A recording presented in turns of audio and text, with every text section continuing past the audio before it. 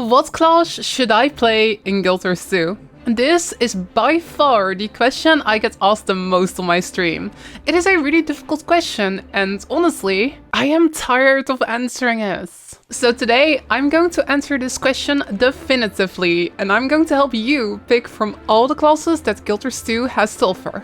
Honestly, my first piece of advice is to just pick something that seems fun to you. All the classes have plenty of good builds currently. It's also super easy to level up alt characters, so if you really end up liking the game a lot, you'll probably end up making all the classes eventually anyway. So don't stress it, just pick something cool for now. There are 9 classes in Guild Wars 2. There are 3 light armor ones, 3 medium armor ones, and 3 heavy armor ones. And each of these classes can specialize at max level into one of 3 elite specializations. So one of the 9 classes is the Elementalist, and the Elementalist can become a Tempest, a Weaver, or a Catalyst. Don't worry, your elite specialization is not a permanent choice, you can just switch between them whenever you want to. But each elite specialization honestly has a pretty unique playstyle, so there's kind of not just 9 classes to choose from, but 27. And today we are going to talk about all of them. Oh, by the way, before we get started, each elite specialization gets a unique special weapon.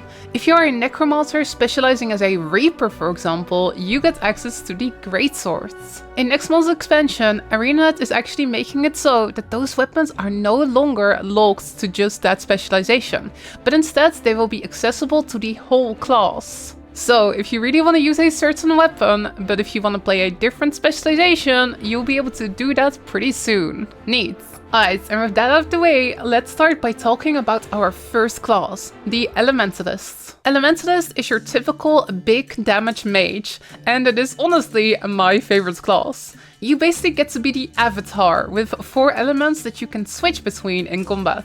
Because of this element switching, Elementalist is often considered to be one of the more difficult classes, and you're also pretty much the squishiest class in the whole game. As an Elementalist, you will either end up destroying your enemies with your massive damage meteor shower, or you will end up dead on the floor. There is no in between. Also, people will meme about you being an Ellie every time you go downstate, or maybe that's just if you're a streamer.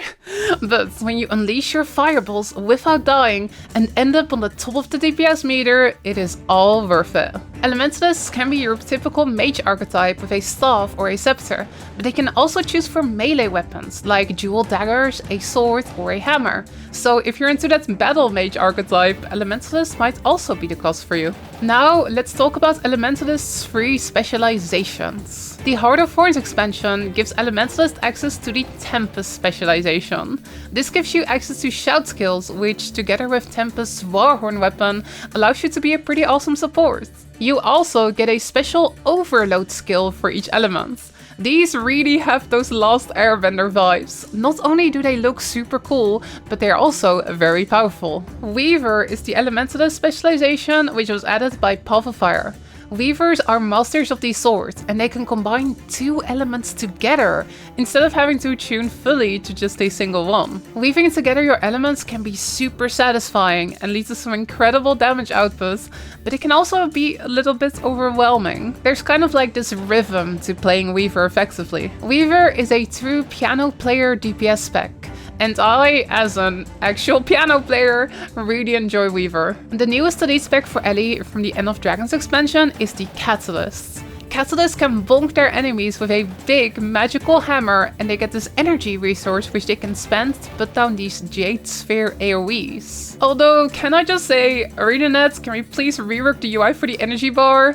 What is this? An energy bar for ants? These Jade Sphere AoEs are perfect for doing combos with. So you can, for example, put down your Water Sphere and then leap into it for epic healing.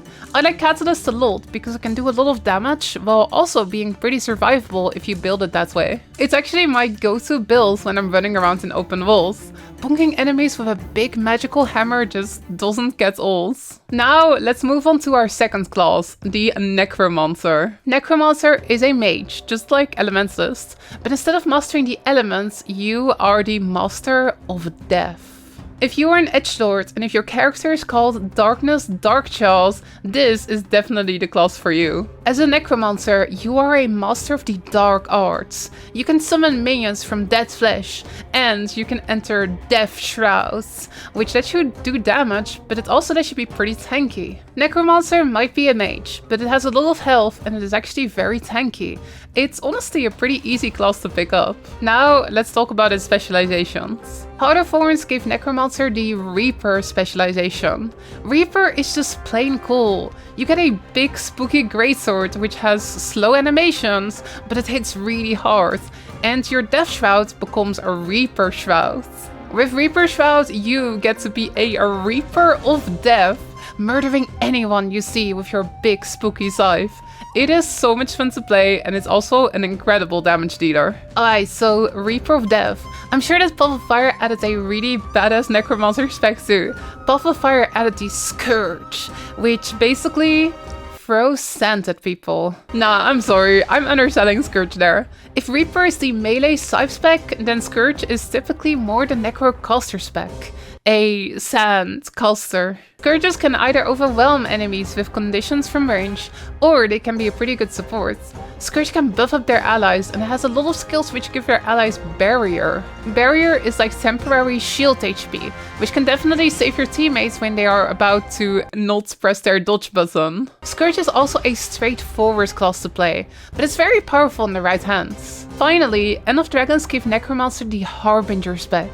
Harbingers can throw deadly elixirs to match their foes and support their allies, and they also got this sort of martial arts thing going on. Harbingers also have this blight mechanic, which means that they can sacrifice their own health to do more damage. This is pretty interesting to me. Necromancer is usually a very sturdy survivable class, but Harbingers can truly feel just as squishy as Elementalists. In my opinion, Harbinger is the most difficult Necromancer spec, but they certainly get a lot of damage for it in return. And that was Necromancer. If you are an edgy Master of Death and if you are in love with Necro, you can now exit the video. But if you're not quite in love yet, let's talk about the final light armor class, the Mesmer. The Mesmer is also a spellcaster, but instead they make use of illusion magic. You can summon phantasms that perform powerful attacks, or summon clones which look just like you. Your clones will attack the enemy, but you can also sacrifice them for damage, CC, or support with shatter skills. And you can also decide to just hit your enemy with a giant laser coming out of a greatsword. I love the class fantasy of Mesmer. It's just like really unique and different. Mesmer is often known as a class which is not super newbie friendly, but honestly, as long as you reach your tooltips, you will probably be fine. It is just, a lot of Mesmer skills are a bit more complicated than just cast Fireball to do damage. Heart of Thorns gave Mesmer the ability to become a Chronomancer. A Chronomancer is basically a time mage, being able to speed up your allies' attack speed and reduce their cooldowns. It used to be invaluable in any group content back in the day, but nowadays there's a lot of other options for this, and Chronomancer isn't as ubiquitous as it once was. It's still pretty good at it though, but it can be pretty difficult to play compared to some of the other options out there. Mirage is the Mesmer's Path of Fire elite spec. It focuses on skeeving the enemies with clones and ambushing them. If you're a Mirage, your dodge gets replaced by a short invulnerability window. You just go invulnerable, but without the roll, and it's honestly really fun to play with. Instead of having to dodge out of the way of an enemy attack, you can just keep standing there, and you can just keep hitting the enemy. The final Mesmer spec is the Virtuoso, which is the one Mesmer spec without clones. It's like the Mesmer spec for people who don't usually like Mesmer. Instead of spawning clones and keeping those clones up, you get these daggers floating around you, which you can spend to do powerful blade song attacks. Virtuoso is a really fun spec. It's kind of like a more streamlined Mesmer that is a bit easier to play. It's also great in open worlds. Usually when a mob you're fighting dies, all of your clones despawn and you gotta spawn them again for the next mob you fight. But those blades, they just stay up. And that was the 3 light armor classes: Elementalist, Necromancer and Mesmer. Next, let's talk heavy armor. And first up is the Warrior. The warrior class is the ultimate class for hitting foes in the face. You can hit enemies with swords, maces, axes, hammers, the list goes on. Warrior is the weapon master and it has access to more weapons than any other class in the game. Warriors do not do magic stuff because they just don't need it. Instead, they build up their adrenaline and then spend it on devastating burst attacks. But even though they don't really do magic, they do have options to support their teammates. The first elite spec of warrior is the berserker, and berserker can best be described as a very angry warrior. Berserkers get access to rage skills, and they can also go berserk mode, where they just like start spamming attacks like crazy. They can even buff their teammates with quickness, so that their teammates can also start attacking like crazy. A berserker is probably the spec I would want to run into the least in real life. If you are less about that rage, maybe Spellbreaker is more for you. Spellbreakers get meditation skills instead, and they gain access to full counter, which lets them absorb powerful attacks and reflect the damage back to their enemies. I find Spellbreaker super fun. It is less spammy than Berserker, while still dishing out tons of damage. The animations are also just like so gorgeous. They almost look a bit magical, despite you being a warrior. The final warrior lead spec is extremely cool, and also extremely different. The next elite spec is the Bladesworn, and it is like a chill warrior that kinda just does nothing, and then suddenly unleashes the highest damage skill in the game. The Bladesworn gets access to the unique special gunblade weapon, and they can charge it up for devastating attacks. You basically stand still, charge up, hope nothing kicks you out of your charge, and then swoop! You unleash your Dragon Trigger attack, the hardest hitting single skill in the entire game. Bladesworn has an incredibly unique playstyle, and if you can master it, it can be one of the hardest hitting DPS builds in the game. There's even an option for Bladesworn to buff their allies with their slashes, so it can do even more than just big damage. But what if you want to hit stuff like a warrior, but also use magic? Well, it is time to talk about the next class, the Paladin like a Guardian. Guardians wear heavy armor, just like Warrior, and they also get access to weapons like swords, maces, hammers, but they also get weapons like staves and scepters. Guardians can use powerful smiting magic to damage their foes with these spooky blue flames, and they can also be fantastic healers. The first specialization of Guardian is the Dragon Hunter. Dragon Hunters are very bursty damage dealers, and they get access to these magical traps that they can place on the ground. Dragon Hunters don't really focus on support.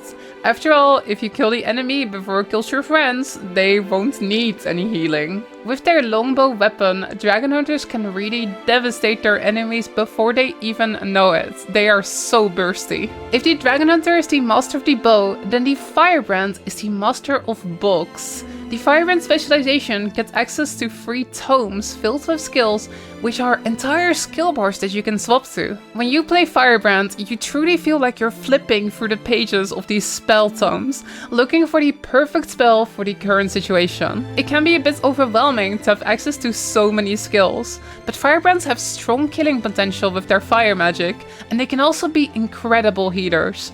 Firebrands really is one of the most versatile elite specs in the entire game. And then finally, Guardians also have access to the Willbender specialization.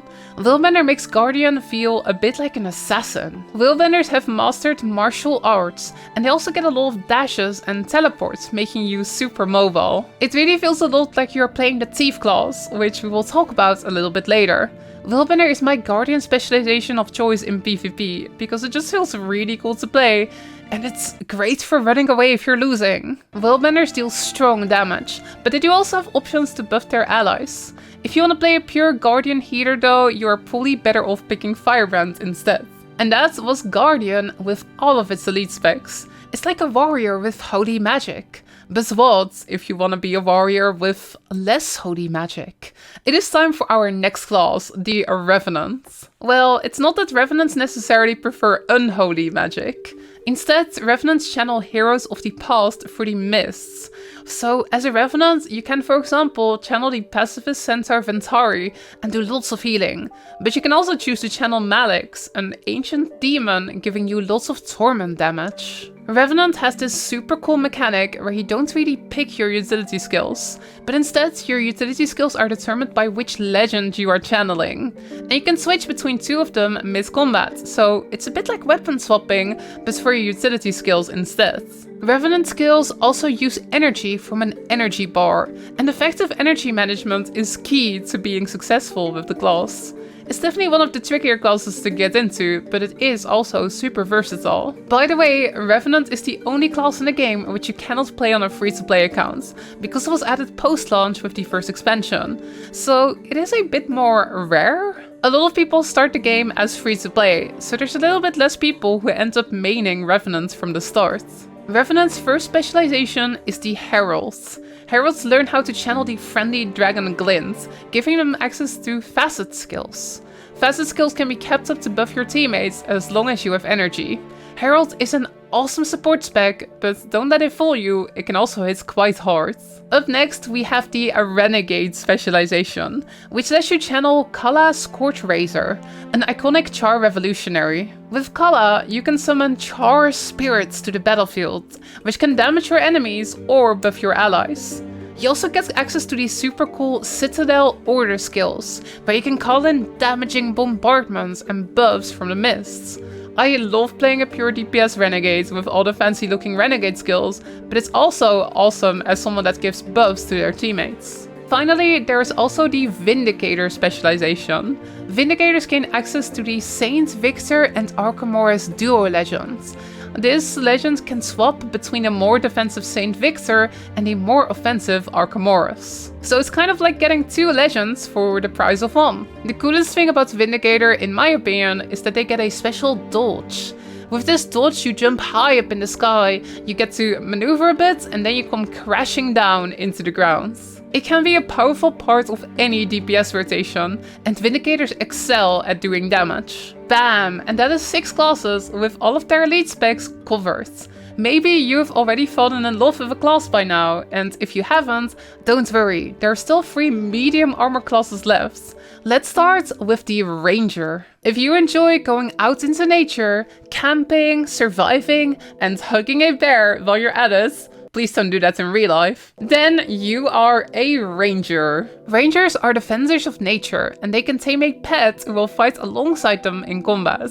You can even give your pet a cute name. Rangers are often associated with longbows and shortbows, but they can also use a bunch of melee weapons as well. They also have access to supportive nature magic, trap skills, and more. The first elite spec for Ranger is the Druid. The Druid has decided to get even closer to nature, and they get access to glyph skills and powerful nature magic. Druids excel at healing their teammates, and for a long time they were basically the healer in the metagame. There are a ton more healer builds nowadays, but Druids are kind of the OG. While Druids excel at healing, in the recent balance they have been really good at dealing condition damage as well. The next spec for Rangers is the Soul Beast. Soul Beast is for Ranger players who either don't like having a pet, or for Ranger players who love their pets so much that they basically want to be their pets. I know, it sounds complicated. Soul Beasts get the ability to merge with their pets, and then they get access to special skills depending on the pet that they merged with. Soul Beasts excel at doing bursty damage. Playing Soul Beast is like biding your time until all your important cooldowns are back, and then unleashing some of the highest damage bursts in the game. If you can time your burst damage well, like for example when a boss is stunned and is extra vulnerable, you can do some incredible damage on Soul Beasts. Soul Beasts excel at bosses with burst windows. Our final Ranger spec is the Untamed, which is for everybody who actually loves playing with their pet companion. Untamed players get more control over their pets. They get to control their pet skills manually, basically taking over from the pet AI. Untamed players also have this mechanic where the Ranger and the pet take turns being extra angry. You can go into the Unleashed mode to get access to new strong angry skills, and when you deactivate, your pet goes into Unleashed mode and gets access to strong new skills. If you love playing alongside your pet companion, Untamed is the spec for you. Let's move on to our next class. What if your thing is not hugging bears, but it is stealing stuff? What if you want to be sneaky sneak and do stabby stab? well then you are a thief main. Thieves are your typical rogue or assassin class. They are super mobile with dashes and shadow steps, and they master these shadows to go into stealth. From stealth, thieves can unleash devastating sneak attacks. It might be tricky to pull off sometimes, but if you pull it off, you will be a force to be reckoned with. Thief skills work a little bit differently than the skills of most other classes. Their weapon skills do not have cooldowns. Instead, thieves spend initiative points to use their weapon skills. This means that playing thief is often very fast, and also often very spammy. Because of the way the initiative system works, you often end up just kinda spamming your highest hitting skills. It's honestly still pretty fun to play though, and it makes the class pretty easy to learn. Something I personally love about Thief is how mobile they are. They have access to lots of movement abilities. If this is your favorite part about playing Thief 2, then the Daredevil Elite specialization might be the one for you. Daredevils get access to 3 dodges instead of just 2, and their dodge gets replaced by one of 3 fancy new dodges. Daredevils are acrobats, and they get access to new hard-hitting physical skills. They don't do very much supporting, but they definitely do a lot of killing. If the Daredevil likes to get close up into your face, then the Deadeye spec is the opposite of that. Deadeyes are usually methodical snipers, staying at long range and marking enemies for death. When I am in World vs. World and suddenly see a Deadeye's mark on me, that is my cue to start running. You don't want to get hunted by one of these. While the Deadeye was originally introduced alongside the long-range rifle weapon, there are also lots of people playing it with different weapons nowadays. Deadeyes can mark enemies for death and then build up malice stacks to do an extra devastating sneak attack. So if you're not into being a sniper, but if going stealth and doing sneak attacks is your thing, this might still be the spec for you. And the newest elite spec for Thief is the Spectre. The Spectre is like a thief, but with more magic mixed in. Spooky, edgy, thief-like shadow magic, which can also teleport them, so they're super mobile. Spectres get access to well skills, which they can use to damage their enemies, but also to buff their allies. Spectres can do all kinds of spooky magic damage, but they also excel at supporting their teammates. I love Spectre. I think it's super unique and is honestly one of my favorite specs in the game. And with the Thief class out of the way, there's only one more class for us to talk about. It's a pretty unique one, which you don't see a lot in other games, but it's also one of my absolute favorites. Our final class is the Engineer. The Engineer likes to build stuff, and then use that stuff to solve practical problems. In the middle of a fight, they can decide to switch away from their main weapon and pull out a kit. Like a grenade kit, a bomb kit, a med kit, or even a flamethrower. Engineers can build all kinds of turrets. They can throw elixirs or use special gadgets like rocket boots. They also have this tool belt, which gives them extra skills, depending on the utility skills that they pick. It's just a really unique class with lots of options and lots of skills, which I really vibe with. I actually find that Engineer, with all of its kits, plays a lot like my favorite class, the Elementalist. They are not as squishy as an Elementalist, and they don't attune to different elements, but swapping to different kits can feel a lot like attunement swapping. I love swapping between skill bars and having access to lots of skills, so just like Elementalist, Engineer is right up my alley. Also, just like Elementalist, Engineer can have a bit of a learning curve, because there are a lot of skills to learn. The first Engineer Elite spec is the Scrapper. Scrapper gets access to these little floating gyro bots, which can do all kinds of stuff. There is a blast gyro and a shredder gyro for big damage, but you also have your function gyro, which can finish foes and revive allies. Scrapper also gets a lot of access to the super speed buff, which makes you and your allies zoom around. If you like the idea of using these tiny bots to claim victory and racing around with super speed, then Scrapper is for you. My personal favorite Engineer spec, however, is the Holosmith. The Holosmith has found a way to turn the light of the sun into these hard light holographic weapons. Holosmiths can go into their special Photon Forge modes, and once they are in there, they can pull out all kinds of holo weapons. A big hammer, pistols, a spear. It makes you look super cool, and it also makes you do a big damage. However, you do have to be a little bit careful with your new holo toys. While you are in Photon Forge mode, you also build heat. and if you build too much of it, you will overheat and damage yourself. Proper heat management is essential to being a good holosmith. The final engineer spec, and the final spec for us to discuss today, is the Mechanist. Mechanists are engineers who have decided to spend their time building a big mech. You give up some of your own versatility by sacrificing your tool belts, but instead you get this massive mech which will fight alongside you. You can customize your mech to be more supportive or go all in on damage. During combat, you even get to control the skills that your mech uses. Mechanist is actually pretty easy to pick up, and it can be a fantastic damage dealer or a fantastic support. It is a really unique and versatile spec, and right now it's also one of the most popular ones in the game. And that was all of Guild Wars 2's 9 classes, with each of its 27 elite specializations. I really hope you have now fallen in love with at least one of them. And hey, if it turns out you don't really like your current class, don't worry, you can always just make another character and try another one. Really, I would recommend not stressing your class choice too much. Just pick something that sounds cool to you. And that has brought us to the end of this video. Thank you so much for watching. If you like my content, don't forget to like the video and subscribe. If you have any questions or if you just want to hang out, you can also stop by my Twitch stream over at twitch.tv/Revenant. I've got certain specs and classes which I play a lot, but honestly, I kind of try to play all of them. I hope you have a fantastic rest of your day, and I will see you in Tyria.